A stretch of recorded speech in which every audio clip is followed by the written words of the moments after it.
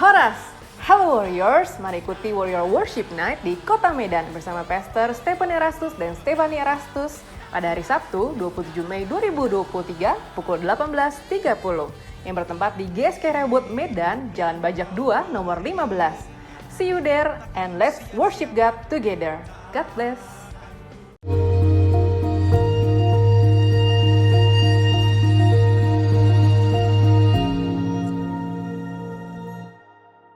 Shalom saudara, kita kembali mengikuti Abam masuk episode 652 dari pria usia 35 tahun. Shalom Pak Era, saya ingin bertanya mengapa saya sampai saat ini sudah mencari pekerjaan tetapi selama hampir 8 tahun tidak juga mendapatkannya. Bahkan saudara saya merasa saya ada kutukan. Saya bingung Pak. Saya sudah berusaha mencari, mencoba melamar di mana-mana. Berdoa apalagi yang harus saya lakukan Pak. Saya seperti putus asa menghadapinya. Saya mohon didoakan agar dapat dipulihkan keadaan pekerjaan ekonomi saya. Karena saya ingin bertanggung jawab atas istri dan anak-anak saya.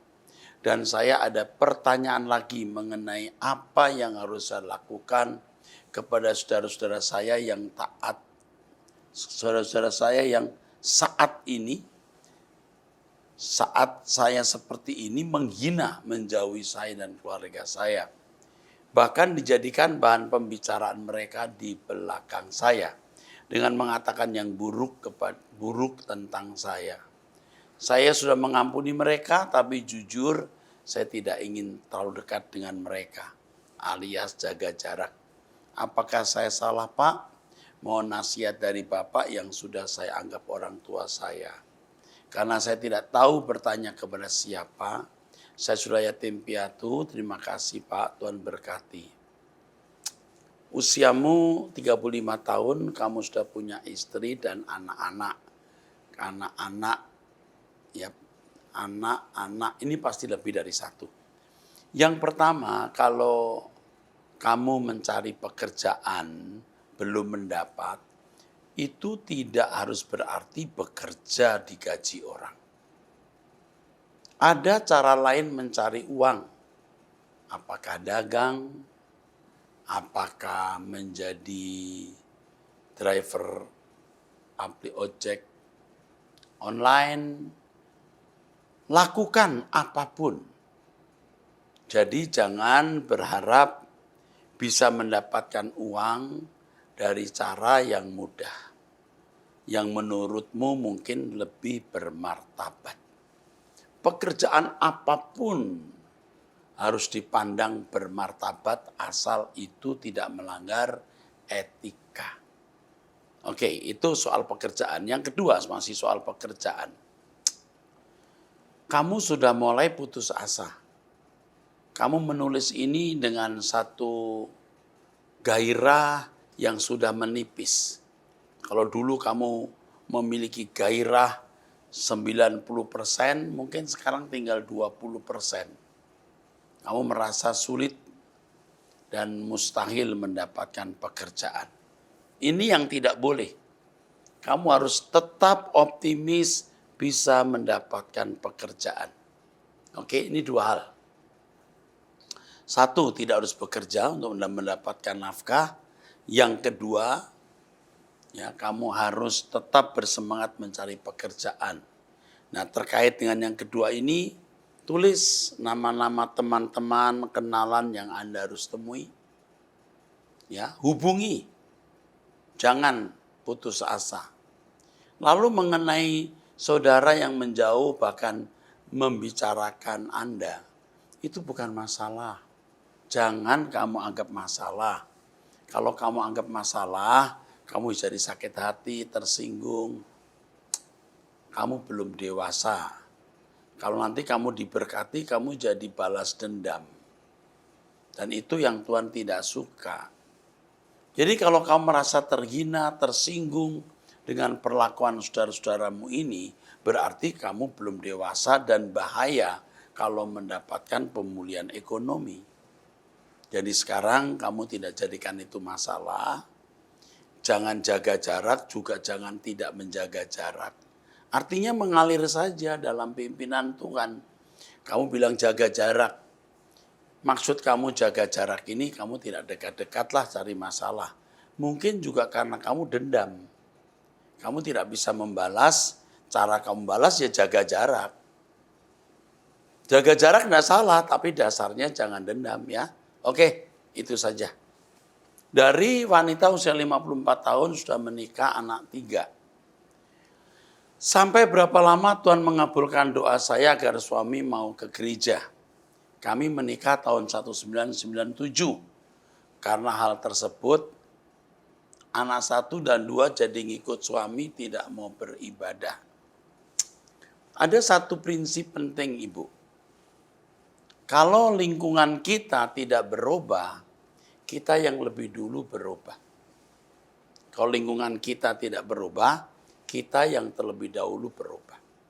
2, Ibu tahu ya, suami yang tidak takut akan Allah dimenangkan oleh perbuatan istri. Suami diselamatkan bukan oleh karena doa. Begitu di dalam surat Petrus. Bukan tidak boleh doa, tetapi ada yang lebih dari sekedar doa, yaitu perbuatan kita. Suami yang tidak takut akan Allah dimenangkan oleh perbuatan istri. Doa iya, tapi perbuatan itu mutlak. Sampai anak-anak ikut suami. Nah berarti ibu gagal menggarami mereka. Sekarang ayo, lebih giat mencari Tuhan, lebih giat berdoa, agar ibu bisa menjadi saksi. Roh Kudus akan menuntun ibu harus berbuat bagaimana. Tapi yang jelas, suami yang tidak takut akan Allah dimenangkan oleh istri melalui perbuatannya. Oke, teruskan. Dari wanita usia 27 tahun, single. Salum, saya seorang HRD sudah 2 kali dipecat. Setelah itu saya sulit mendapatkan pekerjaan. Yang pertama tidak dilanjutkan kontrak dengan alasan tidak perform dan COVID. Yang kedua kalinya saya dianggap tidak maksimal dalam bekerja. Dilanjutkan dengan calon suami saya yang tipenya pekerja keras, menuntut saya untuk bekerja, kerja. Sebentar lagi menjelang hari pernikahan kami, saya malah diberhentikan bekerja. Dan buat calon suami saya seolah tidak bisa menerima jika saya nganggur. Padahal saya sudah berusaha mencari kerja sampai rasanya mengemis teman-teman dan orang lain untuk mendapatkan pekerjaan. Nanti menikah kami pun mau minjem uang buat kekurangan biaya nikah. Tapi saya malah kena pecat. Sepertinya calon saya khawatir dia disuruh bayar utang itu sendirian. Kenapa saya harus alamin ini? Dibilang ujian nikah rasanya nggak adil. Ujian nikah? Apa itu ujian nikah? Kenapa pekerjaan saya yang harus hilang? Sedangkan saya merasa sangat profesional. Sekarang mengapa pekerjaan yang mudah dan gaji kecil aja menolak saya? Saya direndahkan calon suami, calon ibu mertua, dan juga kakak kandung saya karena saya tidak bekerja. Padahal segala upaya sudah saya lanjutkan. Rasanya saya tidak diterima dimanapun. Kenapa saya harus menerima penolakan ini? Mohon pencerahannya. Begini nak, umurmu masih 27 tahun. Keadaan ini kamu alami karena Tuhan sayang kamu, agar kamu tidak terhindar penderitaan yang panjang. Kamu jangan lanjutkan nikah dengan pria itu dan dengan keluarganya. Kamu dijajah bakal menderita. Jangan teruskan. Kamu mau dijadikan sapi perahan. Kamu berhenti bekerja, membuat suamimu seakan tidak bisa menerima keadaan kamu. Emangnya kamu mau dijadikan sapi perahan? Mertuamu dan calon suami pun juga menghina. Manusia-manusia seperti ini akan memperbudak kamu dan kamu akan sangat menyesal. Kalau kamu tanya saya jawab putus. Jangan teruskan dengan pria itu dan keluarganya. Kalau saya jadi kamu, putus. Ya, kalau kamu tidak mau putus, masih mau nekat, pegang ucapan saya, kamu akan menyesal. Putus saja. Ayo kamu cari Tuhan, ikut doa pagi bersama Om Eras, dengarkan Truth ID. Ya, ingat, putus. Saya teruskan dengan wanita usia 27 tahun sudah masih single. Salam Pastor, saya sedang menjalin hubungan di mana kami sudah berencana untuk menikah. Namun secara pribadi saya memilih child free, ya tidak punya anak maksudnya. Memang saya sudah membicarakan hal ini sebelumnya dengan pasangan saya. Tapi dia tidak ada kata menolak untuk tidak memiliki anak ataupun kata memaksa harus memiliki anak dari ucapannya terhadap saya. Respon pasangan saya, jalani saja dulu. Apakah menurut pastor pemikiran yang saya miliki ini salah? Apakah saya harus tetap menjalin hubungan bila mana jika saya menikah saya tidak ingin memiliki anak? Semoga pastor dapat menjawab pertanyaan yang saya ajukan. Usiamu 27 tahun, jiwamu sakit. Kamu itu orang yang jiwanya tidak lengkap, sakit. Kamu periksa dirimu. Ya, ini teropongan marifat saya ya. Kalau kamu percaya silakan, nggak percaya silakan. Kamu tidak boleh menskenario hidupmu punya anak atau tidak. Tidak salah punya anak. Juga belum tentu benar tidak punya anak. Atau belum tentu benar.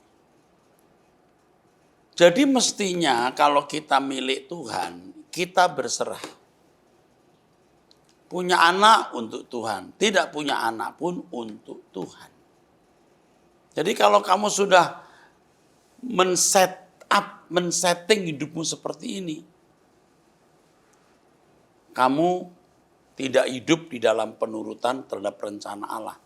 Kalau Tuhan suruh ya enggak apa-apa, tidak nikah pun enggak masalah, tapi harus semua dari Tuhan.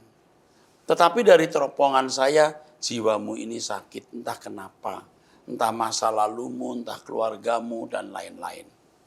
Pasanganmu ini tidak menjawab karena dia pengen punya anak.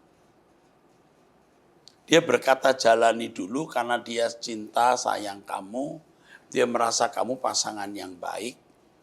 Tetapi dia juga tidak berani melawan kamu. Kasihan pasanganmu ini.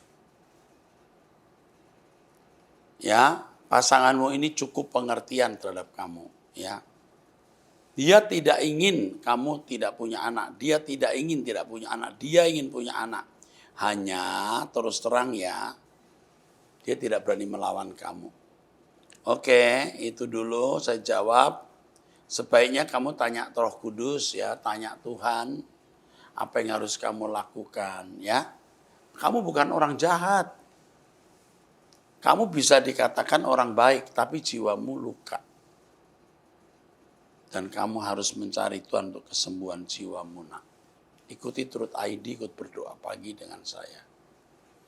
Ya, jangan lagi mikir punya anak atau tidak punya anak, mengalir saja dalam pimpinan Roh Kudus. Oke, dari pria usia 80 tahun pensiunan. Ya iyalah 80 tahun ini sudah pasti pensiun ya Bapak. Apakah dosa Adam Hawa itu dosa seks? Tidak. Tidak ada unsur seks. Tetapi Adam dan Hawa tidak mencapai apa yang dikehendaki Allah untuk dilakukan. Apa bukti-buktinya bahwa dosa Hawa itu bukan dosa seks? Apalagi dosa seks Hawa dengan iblis pada mulanya. Tidak ada hubungan antara Hawa dan iblis. Apa buktinya bahwa dosa Adam dan Hawa itu bukan dosa seks loh? Bapak sendiri yang nanya, Bapak minta saya penjelasan, ya raiso. Nggak bisa. Ya. Seperti kita berkata begini, kamu nyolong ya? Nyolong HP saya? Enggak, buktikan kamu enggak nyolong. Jadi Hawa itu bukan dosa seks, Pak. Adam dan Hawa tidak mencapai ketaatan yang Allah kehendaki, itu intinya. Terima kasih untuk pertanyaannya. Dari pria, tidak jelas umurnya nih. Salam Pak Erastus, bantu saya dalam doa sementara mencari pekerjaan.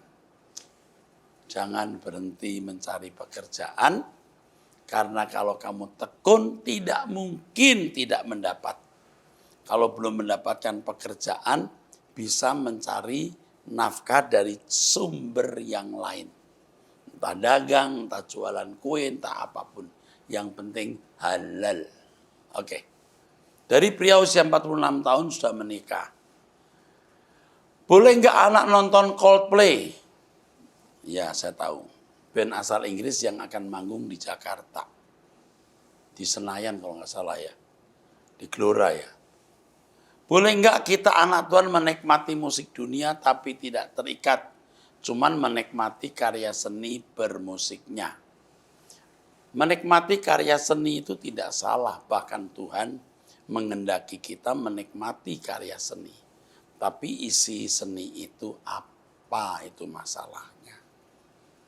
Kalau saya punya anak minta izin nonton ini di Gelora, saya terus terang khawatir. Apalagi kalau itu anak masih di bawah umur, itu manusianya kan banyak sekali. Ya. Lebih baik di rumah saja, kalau mau nonton nanti nonton videonya. Ya. Itu padat, itu pasti crowded sekali. Ya. Anak saya juga nanya saya soal ini, apa salah Pak nonton ini? Kan itu soal cinta. Cinta juga ciptaan Tuhan. Oh betul, cinta ciptaan Tuhan. Tetapi bagaimana menyusun kata kalimat dan memberikan gambaran cinta dalam lagu itu. Lalu saya katakan juga begini, ini tergantung kedewasaan rohani. Kalau orang dewasa rohani, walaupun itu tidak salah, kalau itu tidak menguntungkan bagi pendewasaan kesempurnaan iman, kita nggak lakukan. Film banyak film yang bisa kita tonton, nggak salah. Tetapi menjadi salah kalau itu tidak membuat kita dewasa rohani. Jadi jawabannya apa? Bapak pikir sendiri ya. Anak Bapak umur berapa? Lalu setelah nonton itu untungnya apa? Ya. Oke. Kalau orang fokus ke Tuhan, dia tidak akan bocor untuk hal-hal yang tidak perlu. Oke, dari wanita usia 35 tahun. Dear Om Eras, semoga Om sehat selalu sehingga firman kebenaran yang Tuhan sampaikan melalui Om Eras tetap dapat terus tersampaikan. Amin. Saya mau bertanya Om, saya sampai saat ini belum dibaptis. Belum dibaptis selam. Karena saya dulunya dari keluarga Protestan di mana baptis dilakukan pada waktu bayi dan dilanjutkan sidi pada saat beranjak dewasa. Namun di hati saya sangat kuat untuk dibaptis kembali secara selam. Di mana saya sekarang mengerti bahwa baptis harus terpanggil dan mengerti secara pribadi sebagai tanda persekutuan dengan Kristus. Dulu saya tidak mengerti, tapi dengan Truth ID, saya semakin didewasakan dan semakin merasakan pertumbuhan secara rohani. Oh iya, Om, saat ini saya dan istri melayani di sebuah gereja di Qatar. Wow, jauh benar ya. Begini nak, umurmu 35 tahun, ini hampir separuh umur saya ya. Begini nak, sebaiknya kamu dibaptis. Atau kalau boleh bilang seharusnya. Setelah kamu mengerti baptisan lambang kematian, meninggalkan manusia lama untuk hidup dalam hidup yang baru, baptislah. Saya pun juga dulu seperti kamu, saya baptis. Udah. Tapi ingat, baptisan lambang kematian. Bersedia meninggalkan kehidupan yang lama, masuk kehidupan yang baru. Ikuti terus Truth ID. Tuhan mengatakan, baptis, lalu ajar mereka melakukan segala sesuatu yang kuperintahkan. Baptis, lalu belajar firman terus, makin sempurna, sampai LB3. Puji Tuhan. Dari wanita usia 49 tahun, Shalom Pak Eras, mama saya kena stroke yang kedua. Makin kesini makin emosi yang berlebihan, kata-kata tajam, dan kalau sudah marah diulang-ulang terus. Selama 1 bulan ini sudah 3 kali yang merawat. Tidak sanggup semua dikerjakan, tidak sanggup semua yang dikerjakan salah. Oh jadi kalau ada perawat, apa yang dikerjakan perawat itu selalu dianggap salah. Kalau dimarahi tidak boleh ada yang bantah. Dia akan mengamuk. Itu si mama stroke ini.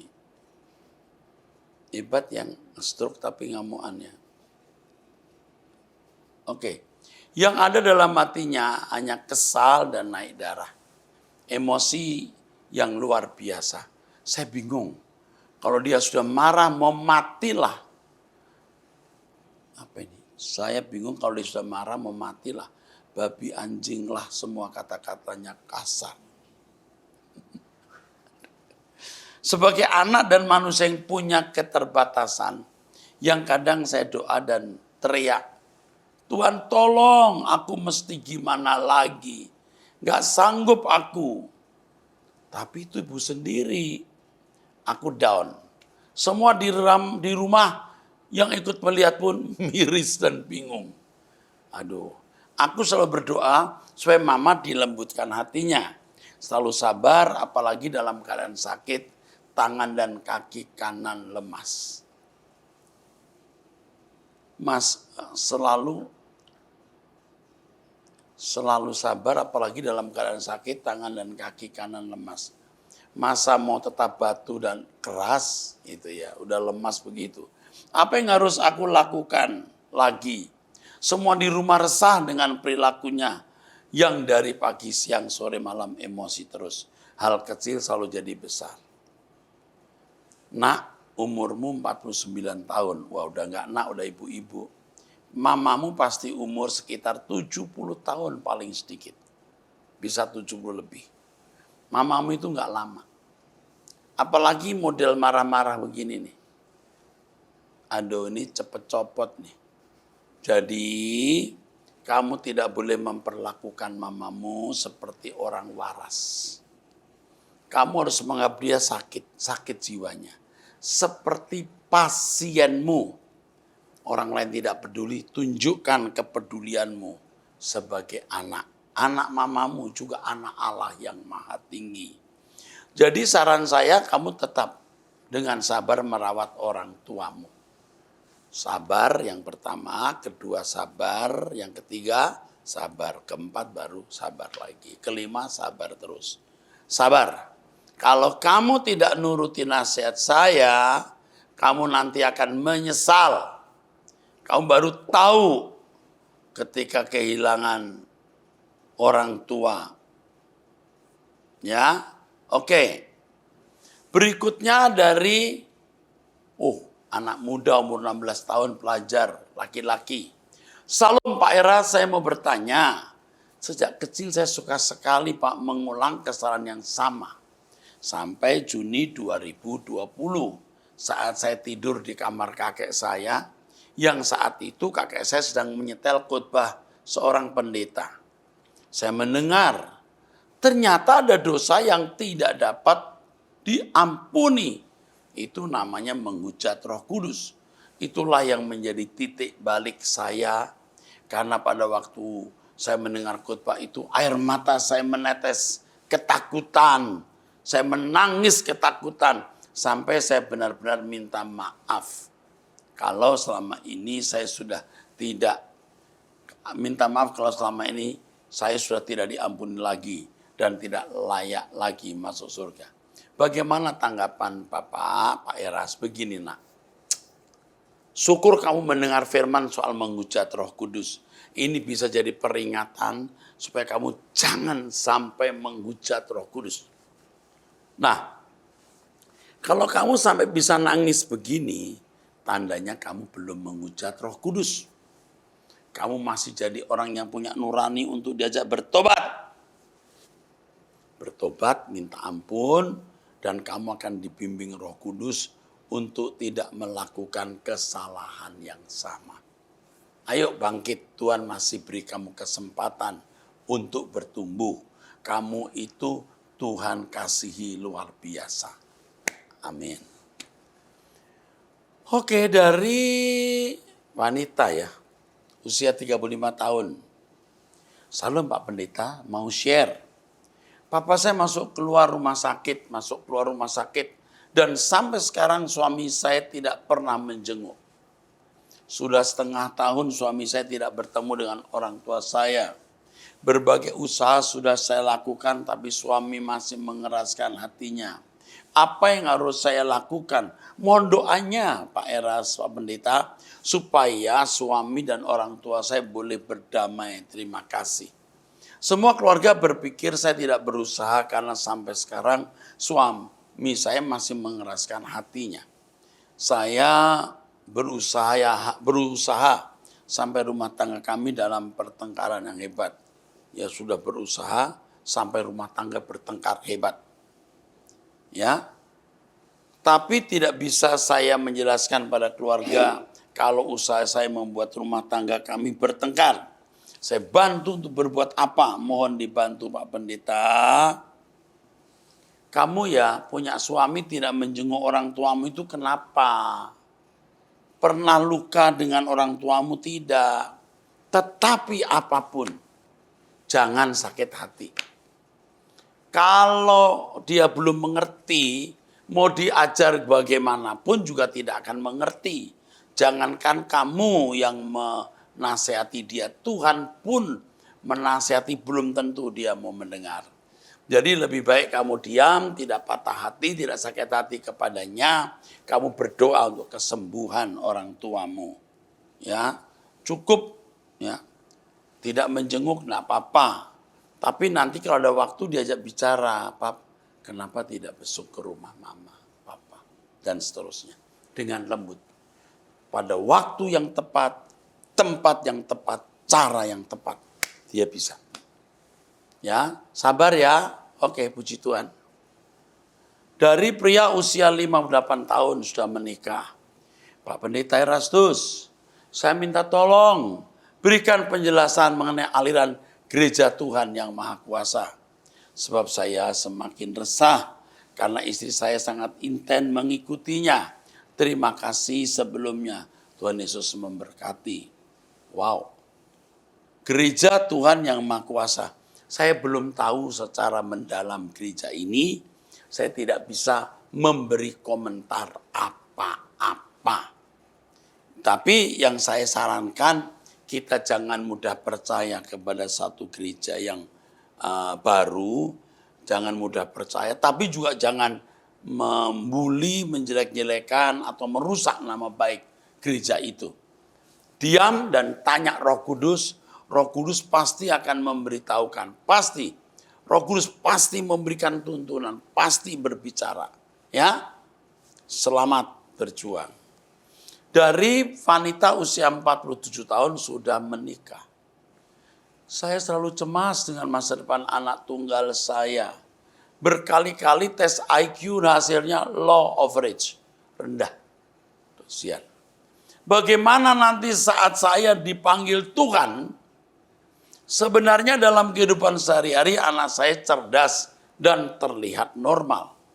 Namun dalam menghadapi soal-soal ulangan dia sering tidak mengerti jawabannya walaupun sudah belajar. Dia tidak seperti saya. Saya cemas sekali sampai saya sering berdoa untuk minta kepintaran dan kecerdasan kepada anak saya. Mohon doa buat anak saya Pak Pendeta dan mohon ya oke. Tuhan tolong kekasih ini, Tuhan tolong anaknya yang bermasalah. Dalam nama Yesus Kristus, tolonglah Bapak. Amin. begini, saya harus beritahu, anak yang menurut tes IQ itu ternyata law of rights, bukan berarti gagal. Karena setiap orang itu memiliki keahlian yang berbeda-beda. Secara tes IQ yang terkait dengan pelajaran sekolah atau akademis bisa rendah. Tapi kecakapan cari uang, lalu melakukan pekerjaan-pekerjaan lain, bisa lebih cerdas. Jadi jangan takut masa depan anakmu. Kalau saudara takut akan Allah, setia kepada Allah, Allah setia kepadamu dan setia kepada keluargamu. Dia bukan hanya memperhatikan kamu, dia juga memperhatikan anak-anakmu. Ini juga baik untuk saudara-saudara sekalian yang memiliki anak berkebutuhan khusus. Kadang-kadang takut hari esoknya bagaimana, masa depannya bagaimana. Jangan takut. Kalau kita mencintai Tuhan dan hidup suci, Tuhan bukan hanya memperhatikan kita, tapi juga memperhatikan orang-orang yang mencintai. Tuhan juga melindungi orang-orang yang kita cintai dan yang mencintai kita. Jadi percayalah Allah itu hidup, Allah berkuasa, Allah sanggup menolong orang-orang yang kita cintai. Oke, saya kira cukup ya. Sampai jumpa di episode yang akan datang. Tuhan memberkati.